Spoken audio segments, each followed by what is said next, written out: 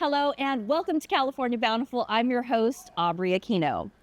From this rooftop location, you can take in beautiful views while also enjoying a restaurant, bar, and garden, which are all a nod to old Hollywood. And the menu here is led by a celebrity chef.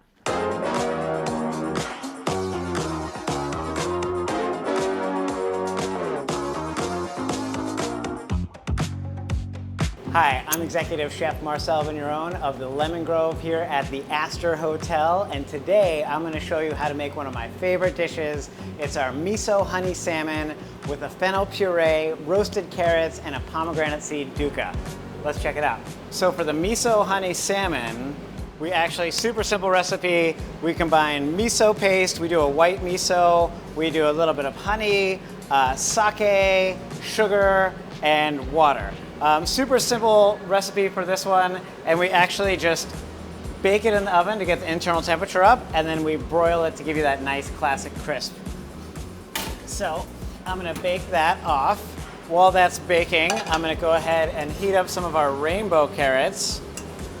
So for these carrots, one of my favorite things to do is to get nice, beautiful, organic carrots. We actually don't peel the carrots, so you can see the skin and everything is still on them. And we just wash them very, very well. We make sure to get all the dirt off of there and keep the skin, because that actually kind of like helps protect the carrot and give you a really, really nice texture. For the fennel puree, this one is more of an emulsion. Very simple recipe. So for the fennel puree, what we do here is I steam the fennel. It's basically, this is just two ingredients.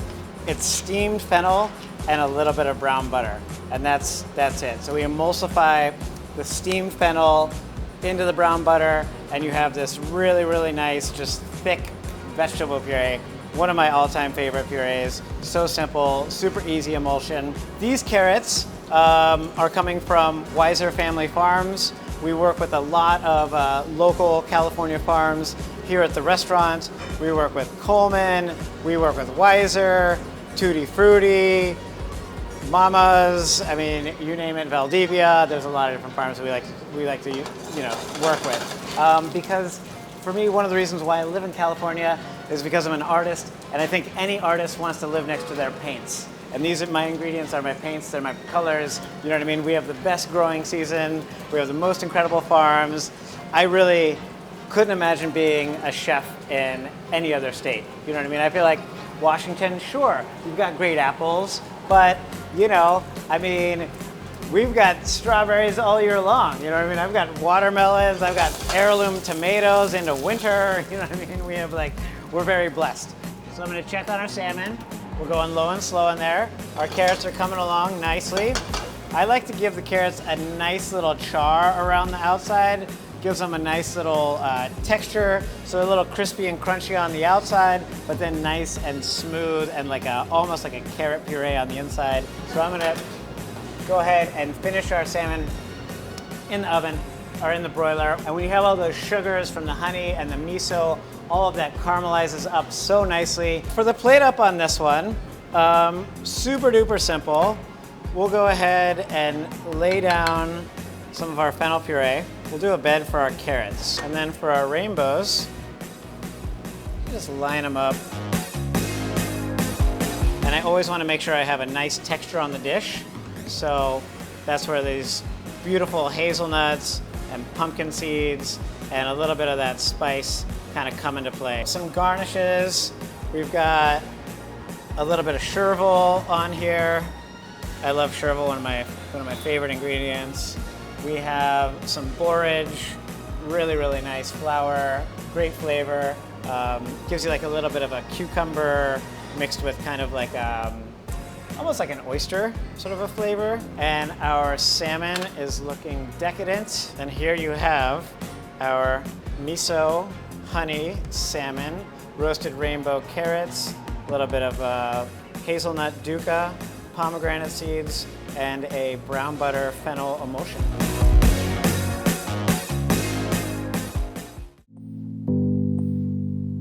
I'm registered dietitian Ashley Hawk, and here are my top 3 reasons why you need to grab your family and go pick some apples. Reason number 1 is because they're nutrient dense. They're 85% water, so they're going to help you stay hydrated. Plus, every apple has roughly 4 grams of fiber, which is going to help you reach that goal of eating 24 grams each day. Apples also contain antioxidants as well as vitamin C, which is going to help boost your immune system. Reason number 2 is because apples are versatile. You can slice apples and put them on a snack board with both sweet and savory dips, or you can chop them up and use them in breads or muffins. I also love that applesauce is a great treat for people of all ages. Reason number 3 is because they're convenient. All you have to do is rinse them and they're ready to be eaten. Here in California, we also have over 30 different types of apples, so there's going to be one to fit every flavor preference. For more nutrition tips and tricks, go to ashleyhawkrd.com. Still to come, we visit Hungry Gardens, giving restaurant plates a more colorful appeal. But first, we get a taste of Lemon Grove, LA with Chef Marcel after the break. California Bountiful is brought to you by the California Farm Bureau. Did you know Nationwide is so much more than a great insurance company? They're one of America's largest financial services companies, too. Just like I'm so much more than quarterback Peyton Manning. I'm also Peyton Manning. It's lovely, Peyton. Did you say Peyton or Peyton? Peyton. Peyton. Peyton.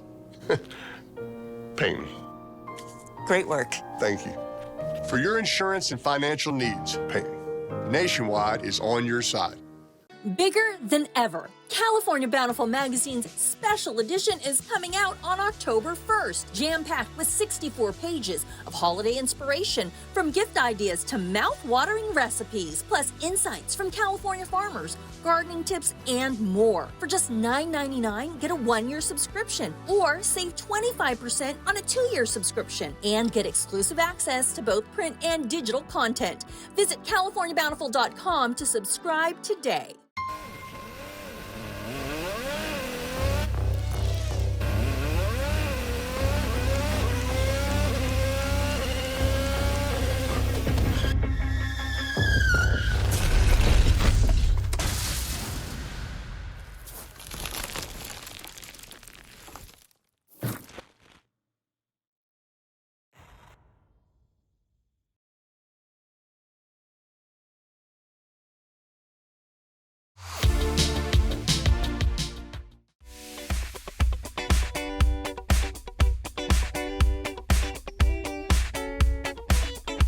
All right, I'm here with Marcel, Chef Marcel, and we have this beautiful spread in front of us. But before we get to the food, I want you to tell me more about Lemon Grove. Yeah, so Lemon Grove is basically a farm-to-table restaurant, and the reason why we call it the Lemon Grove is because we're paying an homage to our roots here in Hollywood.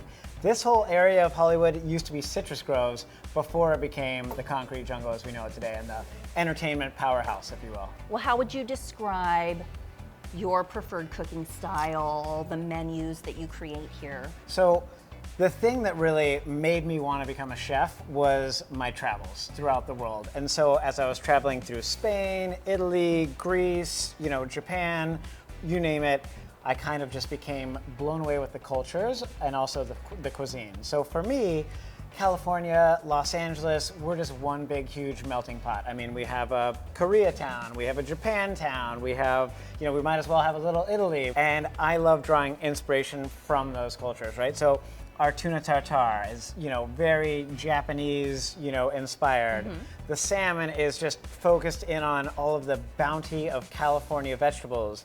The hummus and cucumber is a little bit more, Middle Eastern in vibe. So, if we use soy sauce, doesn't really make us a Japanese restaurant. If we use fish sauce, doesn't really make us a Thai restaurant. And I just wanted to pay homage to California and to Los Angeles and just recognize how diverse our culture is here and actually showcase that in the food that we create. Well, these are gorgeous dishes, and we have a gorgeous setting because we are on the rooftop of the Aster Hotel. What is it that you want people to get when they come in for a meal and they sit down and taste one of your plates?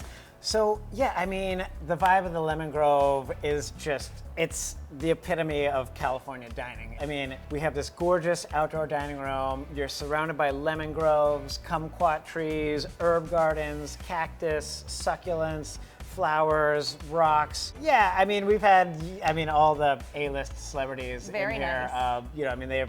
They're in close proximity, and I don't want to throw out any names, Yeah, but you it's not. just don't know who it's you might not run into. uncommon to see them here. I love it, I Rub love some it. elbows with some celebs and some stars. Okay, all right, so now it is time to dig in because I like Yes, looking at all yes, this. And I the want fun part. Okay, The world is our oyster. We just got to figure out where we want to shuck it first. Okay, where should we start, Chef? I mean, I really enjoy the tuna tartare. This Okay. is nice, but it's almost like a tartare with a make-your-own hand roll. So we have Okay. a little spoon on the side, and you can kind of just scoop in the tuna tartare. So we have avocado mousse, cucumbers, soy caramel, little crispy crunchies on there. And this dish, is served in the toban. So we have obviously a huge Japanese influence on this dish. I spent a lot of time in Tokyo and Japan in general, and did a series of pop-ups over there, and it actually inspired my cuisine substantially. Speaking of tuna and fish and stuff like that, I actually used to be a commercial salmon fisherman in Alaska. Who knew? So I am a big fan of salmon. This is actually a wild salmon here. I can give you a little just a portion little- of this one, a little dab. So here we have the miso honey salmon, the burnt Weiser Farms carrots with a little bit of that dukkha and some fronds. And then you have to try the super unctuous Yes. fennel puree on there with some pomegranate seeds. Okay. Oh yeah, a lot of different flavors in that one. That's good. Yeah, and the fennel gives you a nice little sort of like anise flavor, which complements the carrots and the miso honey. Big fan of that one. We also have our smoked trout dip over here. Oh. This is our bougie chips and dip. So we have a smoked trout, a little bit of roe on top. We make an egg yolk jam that goes right on top there. I That's see kind of like the that. yellow on top. Finish with some chives, and then some house-made potato chips. I feel like one of my MOs with food is it should always be fun, right? I've always enjoyed chips and dip, and so we try to think about like how to make a nice chips and dip dish, but kind of elevate it a little bit. But at the same time, smoked trout dip is like something I grew up eating, something that gives me nostalgia, and then we just elevate it with the egg yolk jam and the roe and everything on there. Egg yolk jam. This is the first time I've ever heard of egg yolk jam. But eggs are my jam. And when you I know I'm a little corny, sorry. Another dish over here. One of the first things I ever learned how to make in a commercial kitchen was hummus. Still kind of going back to one of those very classic recipes. So we do hummus, one of my favorite things. We do a little bit of harissa, giving you some spice. And then we actually grill the cucumbers. We grill them and then we chill them Grill and chill. to kind of cool down the spice from the harissa. We've got some za'atar, some crispy Oh, so chickpeas, this one's gonna have some kick. pickled onions. A little bit of kick from the harissa, but then cooled back down by the cucumbers. Okay. And then do a little pickled onion to give it a little punch of acid, some za'atar in there and everything. That is some good hummus, and I'm definitely tasting some kick in that one. Oh yeah, you get the harissa in there. And then the cucumber, grab a cucumber, cool it back down, and then, I usually just go back and forth. I get too hot, I get too cold, I kind of go back and forth and play with it. Oh my goodness. Well, Chef, this is delicious. I want to thank you so much Yeah, for sharing absolutely. a little bit of lemon grow with us. Yes, and, of course. Thank you so much for coming. Thank you for It's being delicious. here. Yeah. Now I'm going to go sit outside and just take in the view. Enjoy the veranda. Yeah. Thank you. You got it. Straight ahead, getting to the roots and watch it grow, rethinking the way to water. And next, microgreens and edible flowers make for hungry gardens. Did you know Nationwide is so much more than a great insurance company? They're one of America's largest financial services companies, too. Just like I'm so much more than quarterback Peyton Manning. I'm also Peyton Manning. It's lovely, Peyton. Did you say Peyton or Peyton? Peyton. Peyton. Peyton. Peyton. Great work. Thank you. For your insurance and financial needs, Peyton, Nationwide is on your side. California Farm Bureau's all-new podcast, Voice of California Agriculture, is streaming now. Tune in for the latest farm and food news, legislative updates, and more. Listen on Apple Podcasts or Spotify. You can also visit cfbf.com to access the podcast links. Hi, I'm Smokey Bear, and I made an assistant to help you out, because only you can prevent wildfires. Hey, Assistant Smokey Bear. Call me Papa Bear, because I'm grilling up dinner. Do you get it? Yes, good job. So, what should I do with all these coals? Don't just toss them out. Put them in a metal container because those embers can start a wildfire. I understand. The stakes are high. Ha ha ha ha. See, Smokey thinks I'm funny. Discover more California Bountiful and get social with us. See the stories we're working on and get a peek behind the scenes. Plus, more recipes and fun facts, and join other like-minded foodies and fans of California's bounty. Find, follow, and talk to us at CA Bountiful. Welcome back. Driven by a mission that combines health-conscious cuisine with unforgettable culinary experiences, this hungry garden is delivering distinct flavor and giving local chefs their fill.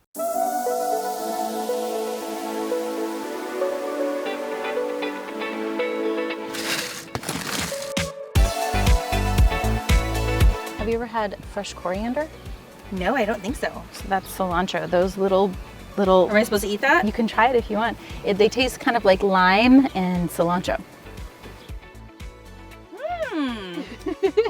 They're strong. Definitely, yes. I'm like, whoa.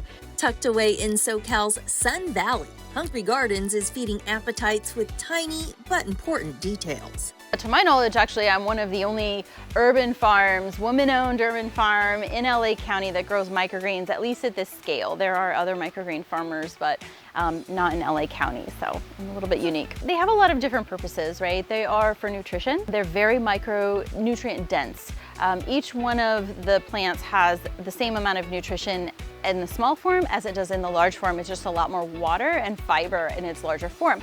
So when you eat microgreens, you're eating a lot of nutrition in a little space. So it's a way of getting a lot into one meal, but also for flavor. And a lot of my chefs use it as garnish for color and extra, something to the dish when they're creating it. So like we have micro cantaloupe, and that's really fun because they can add it to things that you would normally maybe add a melon flavor to, but in a different format. So a lot of deconstructed plates happen with that micro cantaloupe. Joni Albers is proud to cultivate her unique crops the way nature intended. That was a little bit of an experiment to see if we're going to be able to grow in the natural light here in Southern California, but also if we could handle the heat because we are in the valley. So the lighting here is all natural. This particular site I chose because of the way the sun rises and sets on this property. We get the maximum exposure of daylight. It's not inhibited by foothills or trees or buildings. So when that sun comes up, we have it all the way to when it sets in the afternoon, evening. We work specifically with chefs, curating unique and special things for them to elevate their dishes and give them that kind of unique edge that they're all looking for with flavor and texture and color, you name it. So one of the things we grow the most of is our micro cilantro, and that is 160 pounds a week about. It's a lot, you can imagine, for little tiny plants that are as large as that. We also have nasturtium, which makes a beautiful addition to a lot of our chef's plates. We use French sorrel, we do bronze fennel, we do radish, we do a purple radish that's really pretty. We even do a micro chrysanthemum, which is really unique. It goes great in Asian dishes, and it is an incredible flavor that's unexpected. It's also kind of like a succulent, so when you bite into it, it's got a little bit of a crunch to it. Beyond microgreens, she grows these colorful beauties too. These are the butter. Wait, so are these the same, just different colors? Mm-hmm. They have it, and there's some other ones that are in there. We grow a lot of edible flowers. I have curated seeds from all over the world. I have an incredible seed library. I've selected for color, for taste, for flavor, for the look, and we have flowers that I don't know that are commercially grown by anyone but me. And I try to find the stuff that's special, and my chefs love it. They're always excited to when I have a new flower that comes out or a new one that we release. So we have one called Frilly dianthus. It smells like nectar, like honey.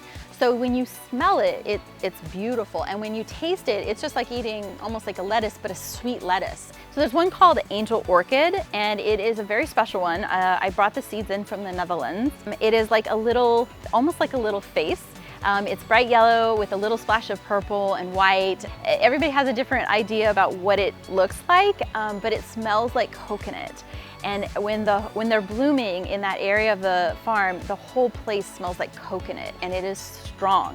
It's a niche many esteemed chefs value and makes their plates more memorable. I think it gives them the opportunity to find new things, you know. As a chef, you want to find things that are experiential for people, right? It's all about the experience, and having things that people haven't experienced before adds to that kind of magic of what they do. They're very talented, and they get to play with flavors that they maybe haven't ever had before. Like, I grow things that I hear a lot, I've never had this before, and it's amazing. Wow, so next time I see these on a plate, I'm gonna be really like, I know how these are grown. I know where these come from. Yeah. I think the part about it is that's my talent, is going out and finding things that I think can be useful, and then getting them into the chefs, and we taste on things. I take in a spread of new things and get feedback from them, you know. What do you think of this? And sometimes they're like, I don't like it.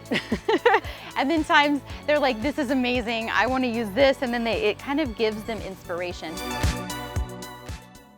Stick around, we've got a story about a man's root watering innovation born out of his desire to save his parents' decades-old fruit trees.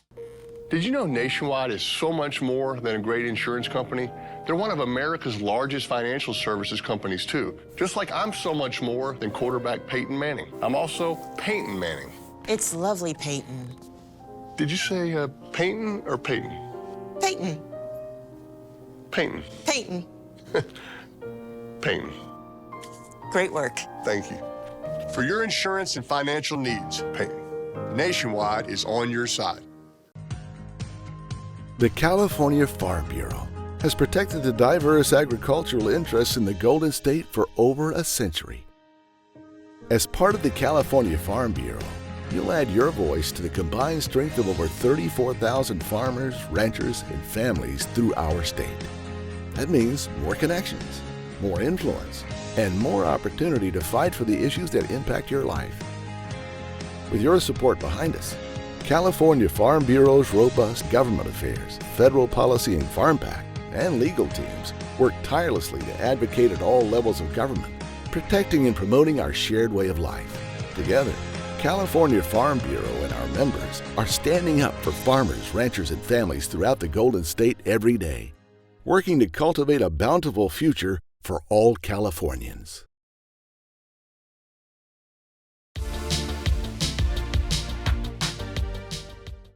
Hey everybody, this flourishing urban garden in Pasadena birthed an innovative idea for quenching the thirst of its plants at the root.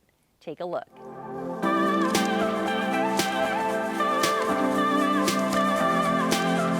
We are in southwest Pasadena, right on the border of Los Angeles. We're at a property that my parents purchased. They purchased the lot in 1955 and developed the house and a lot of the property at that time. My mom was a chemist, my dad was an engineer, so they got out there and mixed their own fertilizers, and all the trees that you see here today were basically planted by them and cultivated by them. And I, from tiny little kid, I was out there with them checking it out.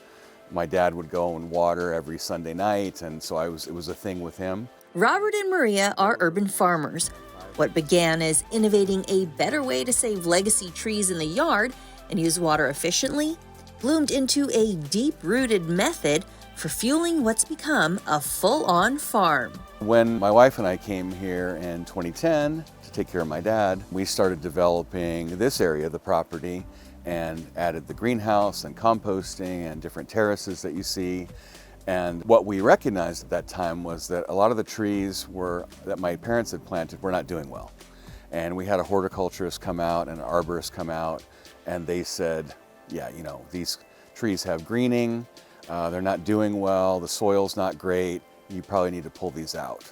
And of course, that was like a shot to our hearts, you know, because my dad was still around at that time. And so we started playing around with different watering solutions, you know, and testing different things, and ended up kind of stumbling upon the root quencher as putting water under the ground and trying to, you know, re-energize the ground, you know, dirt that was literally 60 years old. And this is all, we're sitting on a big rock of decomposed granite. So it's a challenge to begin with just to get nutrients into the soil. And when the couple successfully revitalized trees that a couple experts had deemed done, they decided to share the technology and methodology of what worked for them with the world. These are the ones that my parents planted. This is 60 years old. We have over 150 devices installed all over the property. Even most lawns are subsurface watering here. There's a couple with spray heads. But, you know, it's supercharged between the compost and the root quencher, because we put compost in the root quencher. And then that biology moves out into the soil. So we've much improved our soil all around the property. We're getting better and better crops every year and adding more and more trees. Basically what happens is you drive the water down into the soil and capillary action moves it out into the root zone. So water attaches to soil particles and it actually moves out under the ground. The obvious benefit of that is, one, you're avoiding evaporation, and two, you're utilizing the water in such an efficient way. Well, we probably have about 40 different varieties of fruit trees. I would say probably 16 different types of kind of vegetables, you know, between the basics like carrots and radishes, and then kale. We have rosemary and different kinds of herbs. And we're constantly germinating seeds in the greenhouse to plant on the property. We are really urban farming here. We have a full farm. We generate about 16 cubic yards of compost a year. We've got earthworms in here and good fungi and all kinds of life. So we don't throw away any food, any green waste, any brown waste. We use it and process it and make our own compost. And we use that for planting and nourishing all the trees on the property. Deep root watering has been around for 2,000 years. So it's not like we came up with a new concept, just to be clear. We have a different take on it, but it is not a new concept at all. Here at their home farm, they do all the R&D, so they practice what they preach. And one development continues to lead to another. With our compost, we can germinate most seeds in about 3 days. So I'm really proud of the greenhouse. We've done a lot of work on environmental controls with humidity, CO2, and temperature.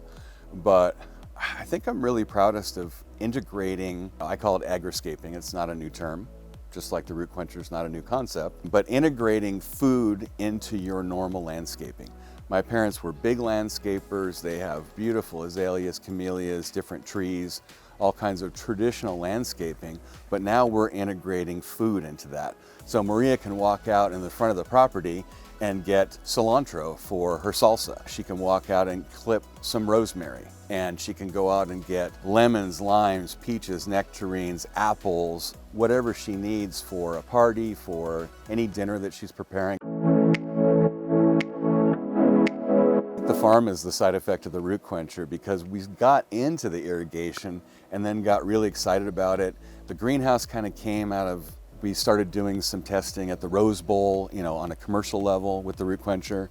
And then we got into the composting, and the deep watering plus the composting was the magic that kind of lit the fire in me to just do this as much as I could. And that's it for this week's episode. We'll be back with another all-new show next week. Until then, find us online at californiabountiful.com. Thanks for watching. We'll see you next time.